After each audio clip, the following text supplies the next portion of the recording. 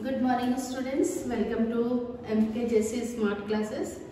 Students, today I am here to give you some guidelines regarding civics and economics. Okay students, you know very well that in social science we have 4 books: history, civics, geography and economics. Okay, so we have already discussed about the history and geography. Now today we are going to get some more information regarding civics and economics. So here are the chapters of civics and the economics. Students, you can see that in civics we have total 5 chapters, and this carries the whole chapter, 5 chapter is of 20 marks. Okay, means each of the books are divided into 4 part, that is each carrying 20 marks. Okay, means history के आपके 20 marks के questions आएंगे, civics के 20 marks के, geography के 20 marks के, as well as economics के भी 20 मार्क्स, मतलब इक्वली डिवाइडेड है सब. तो क्वेश्चंस आपके इस 5 चैप्टर में से टोटल 5 चैप्टर है सिविक्स में. फर्स्ट है आपका पावर शेयरिंग चैप्टर. इस पावर शेयरिंग चैप्टर में आपको ज्यादा फोकस करना है बेल्जियम और श्रीलंका के डिफरेंसेस को ज्यादा याद करना है कि बेल्जियम में किस तरह का मॉडल था और श्रीलंका में किस तरह का मॉडल था और दोनों के बीच में डिफरेंसेस क्यों थे. ओके, मॉडल कोड जो आपका बना था यहाँ पर, मॉडल जो था बेल्जियम का, वो भी आपको फोकस करना है. एज वेल एज आपको ये बताना है कि इसमें इस चैप्टर में ज्यादा फोकस करना है कि पावर शेयरिंग डिजायरेबल क्यों है. ओके, सो जो मेन क्वेश्चन बनते हैं वो ये बनता है कि पावर शेयरिंग डिजायरेबल क्यों है, एज वेल एज जो श्रीलंका और बेल्जियम के जो मॉडल जो बने हुए हैं एडमिनिस्ट्रेशन के, वो आपको लर्न करना है. देन सेकेंड है आपका फेडरलिज्म. इसमें आपका आएगा कि how is federalism practised, decentralisation in India, what make India a federal country. तो इसमें आपको ज्यादा फोकस करना है. देन चैप्टर नंबर 3 है, जो ऑल बुक्स में आपके चैप्टर नंबर 3 दे रखा है, उसको स्किप कर दिया गया इस बार. आपका चैप्टर नंबर 4 है जेंडर, रिलीजन एंड कास्ट.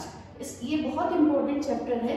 इसमें से आपको कुछ मेन पार्ट है जो याद करने हैं, स्पेशली फोकस करने हैं. वो है कास्ट एंड पॉलिटिक्स.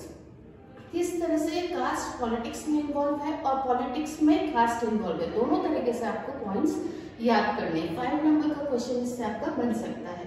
इसमें एक चीज, जिनके पास लेटेस्ट बुक है एज वेल एज पुरानी बुक्स में भी इमेजेस दे रखे हैं, तो उसमें यहाँ पे कुछ एक्सक्लूडिंग पेजेस दे रखा है. इमेज जो उस पेज में है, केवल image. Listen carefully students, part आ रहा है, थियरी पार्ट आ रहा है, बट आपका उसमें इमेज जो दे रखा है 46 पेज नंबर, 48 पेज नंबर और 49 पेज नंबर, इसमें जो इमेजेस दे रखी है वो एक्सक्लूड कर दी गई है, तो उस पर आप ध्यान नहीं दें.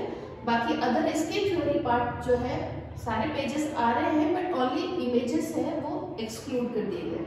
देन चैप्टर नंबर 5 फिर स्किप कर दिया है. चैप्टर नंबर 6 है आपका पॉलिटिकल पार्टीज. इस पॉलिटिकल पार्टी, ये भी एक इम्पोर्टेंट चैप्टर है.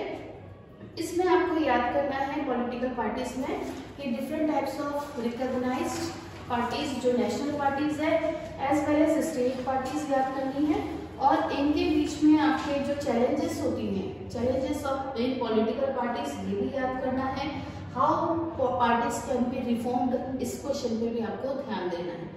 मीन्स आपको यहाँ पर ये पढ़ना है कि कास्ट को किस तरह से पॉलिटिक्स में इन्वॉल्व किया जाता है और पॉलिटिक्स में कास्ट को किस तरह से इन्वॉल्व, दोनों ही तरीके से आपको अच्छे से लर्न करना है. देन चैप्टर नंबर 7 है हमारा आउटकम्स ऑफ डेमोक्रेसी. इसमें आपको जो लेजिटिमेट गवर्नमेंट है, अकाउंटेबल, रिस्पॉन्सिव, आउटकम्स जितने हैं, मेजर जो आउटकम्स है वो आपको पढ़ने हैं और इनका रिफॉर्मेशन किस तरह से किया गया है हमारे कॉन्स्टिट्यूशन में, वो भी आपको पढ़ना है. So these are the 5 chapters which are included in civics. Okay, so first is power sharing, second federalism, 4th chapter 3rd skip हो गया है, 4th chapter gender, religion and caste. Again 5th is skipped. Then 6th है आपका political parties. Then 7th है आपका outcomes of democracy. So these are the main chapters of civics. Okay, now let us come to economics. Here you will get total 4 chapters. The fifth one is already it is included in the project work. Okay, so consumer right वाला है chapter, ये आपको नहीं पढ़ना है, ये आपके project के लिए, ओनली प्रोजेक्ट वर्क के लिए है. So in total we have 4 chapters. तो 4 चैप्टर में फर्स्ट चैप्टर है, ये भी आपके 20 मार्क्स का है, पूरा ओवरऑल इसका 20 मार्क्स का है. इसमें फर्स्ट चैप्टर है डेवलपमेंट. डेवलपमेंट में आपको याद करना है पब्लिक फैसिलिटीज है, नेशनल डेवलपमेंट्स है, इनकम एंड अदर गोल्स है ना, how to compare different countries और स्टेट्स, ये वाले टॉपिक्स आपको इसमें मेनली कवर करने हैं. सेकेंड वाला चैप्टर आप कह सकते हैं कि एक तरह से मोस्ट चैप्टर है, मोस्ट इम्पोर्टेंट चैप्टर है, क्योंकि इसमें से क्वेश्चन 5 नंबर के मार्क्स के और 3 नंबर मार्क्स के बनने ही बन सकते हैं. Okay, so focus on this chapter specially. इसमें आपको क्या करना है, जो 3 सेक्टर आपको दे रखे हैं, प्राइमरी, सेकेंडरी और टर्शियरी 3 सेक्टर है, इनके बीच में कंपैरिजन करके पढ़ना है. कंपेयर करके आप इनको पढ़िए, क्योंकि हो सकता है कि कंपैरिजन से रिलेटेड क्वेश्चंस आ जाए तीनों सेक्टर में. और कौन सा सेक्टर वेल डेवलप अभी ड्यूरिंग रिसेंट मॉडर्न टाइम्स में कौन सा सेक्टर ज्यादा डेवलप हो रहा है, इस पर भी आपको फोकस करना है. उसके बाद है इसमें आपका दे रखा है ऑर्गेनाइज सेक्टर और अनऑर्गेनाइज सेक्टर भी दे रखा है, उस पर भी आपको क्वेश्चंस आ सकते हैं. So focus on this topics. Third है आपका money and credit, chapter number 3 money and credit. Again this is important chapter. तो ये इम्पोर्टेंट चैप्टर में आपको याद रखना है कि money as a medium of exchange कैसे हुआ.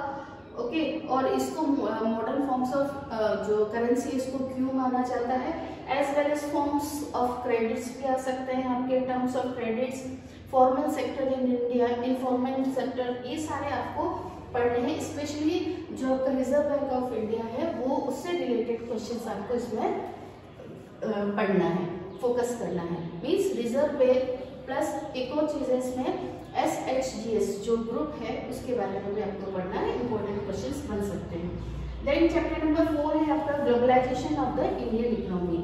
इसमें आपको पढ़ना है प्रोडक्शन अक्रॉस कंट्रीज पढ़ना है, फिर factors that have enabled globalisation, इसमें WTO world trade organisation, impact of globalisation, ये सारा चीज आपको इसमें करना है. इनमें कोई भी पार्ट स्किप नहीं हुआ है, एज इट इज सारे टॉपिक्स क्या करने हैं आपको देखना है. स्टूडेंट्स, फिफ्थ वाला जो चैप्टर है कंज्यूमर राइट्स, इसका ऑलरेडी आप प्रोजेक्ट्स बना चुके हैं, तो ये चैप्टर नहीं आएगा. इसमें केवल आपके इको में 4 चैप्टर्स है. एक बार मैं और आपको पैटर्न डिस्कस कर दूं कि किस तरह से आपका एग्जामिनेशन पैटर्न आएगा. तो लिसन केयरफुली. ओके, सो आपकी जो 4 बुक्स है, चारों में इक्वल वेटेज दिया गया है. 20 मार्क्स के क्वेश्चंस उसमें से ईच में से आएंगे. टोटल 80 मार्क्स का क्वेश्चन होगा. उसमें जो आपका पैटर्न रहेगा SST के स्पेशली, तो उसमें आपका 37 क्वेश्चंस आएंगे. और 37 क्वेश्चंस में आपका पहले MCQ आएंगे जो 20 मार्क्स के MCQ होंगे. MCQ आपके कितने होंगे? 20 मार्क्स के. देन इसके बाद आपका वेरी शॉर्ट आएगा. वेरी शॉर्ट आपके कितने मार्क्स के आएंगे? 8 मार्क्स के आपके वेरी शॉर्ट आएंगे, वेरी शॉर्ट. फिर उसके बाद आपके लॉन्ग क्वेश्चंस आएंगे, शॉर्ट क्वेश्चंस आएंगे, वो 3 मार्क्स के होंगे. और उसके बाद आपके लॉन्ग क्वेश्चंस होंगे, ठीक है, लॉन्ग क्वेश्चन आंसर होंगे. और लॉन्ग क्वेश्चन आंसर्स के बाद आपके केस स्टडीज, 3 केस स्टडीज आएंगी जो आपको 12 मार्क्स के होंगे. लिसन स्टूडेंट्स, केस स्टडीज में अगेन आई एम रिपीटिंग कि केस स्टडी में आपको ध्यान देना है, एज इट इज स्लाइड्स को कॉपी नहीं करना है. You have to understand the case study, read thoroughly and understand the concept, and then you have to write down the answers. Okay, and word limits का specially ध्यान रखेंगे. 40 words के आपके very short है. Okay, और उसके बाद आपके 60 वर्ड्स के आपके शॉर्ट है, प्लस लॉन्ग आपके 120 के हैं. तो आप words limit keep in mind, the word limits आप इससे ज़्यादा नहीं लिखें और ना ही इससे कम लिखें. Again I am reading saying that कि focus on your handwriting बहुत अच्छा करें, पेपर को बहुत नीट एंड क्लीन करें, मार्जिन्स दोनों तरफ मार्जिन्स बनाएं, एज वेल एज क्वेश्चन के जो नंबर है उसको बहुत केयरफुली पुट अप करें. आप जो क्वेश्चन कर रहे हैं वही क्वेश्चन आपको वहाँ पे मेंशन करना बहुत जरूरी है। And one more thing, highlight the main points, try to highlight the main points. किसी में डेट आ रही है, किसी में स्पेसिफिक नेम आ रहा है, तो आप उसको अंडरलाइन कर दें। Okay, so these are the guidelines which I want to give you. So follow these guidelines and do your best. You are the best and do your best. Thank you.